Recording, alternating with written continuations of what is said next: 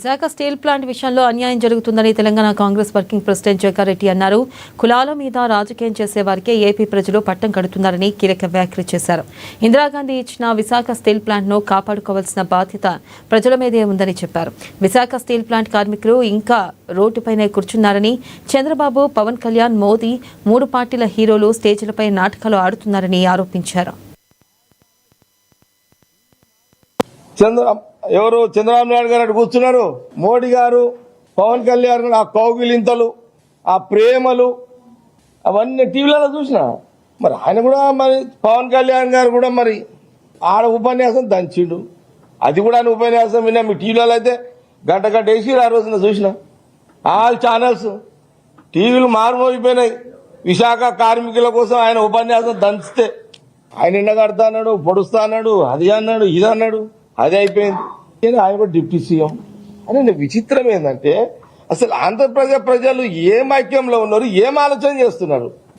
ప్రధానమంత్రి 11 years prime minister, Chandrababu Naidu గారు 2వ ముఖ్యమంత్రి, జగన్ గారు ఒకసారి ముఖ్యమంత్రి, డిప్యూటీ సీఎం పవన్ కళ్యాణ్ గారు. ఈ ముగ్గురు హీరోలు అంటే యాక్టింగా, ఇంత దారుణమైన యాక్టింగా ఇది ఎందుకు గమనిస్తలేరు? ఇది జీవితంతో కూడుకున్న స్టీల్ ప్లాంట్. ఎంత అన్యాయం అండి ఇది. ఆంధ్రప్రదేశ్ ప్రజలు ఎంతో, నేనైతే బాగా తక్కువ అంచనా వేస్తలేను ఆంధ్రప్రదేశ్ ప్రజలని. ఎవరు చంద్రబాబు నాయుడు గారు అటు కూర్చున్నారు, మోడీ గారు, పవన్ కళ్యాణ్ గారు, ఆ కౌగిలింతలు, ఆ ప్రేమలు అవన్నీ టీవీలలో చూసిన. మరి ఆయన కూడా మరి పవన్ కళ్యాణ్ గారు కూడా మరి ఆడ ఉపన్యాసం దంచిండు.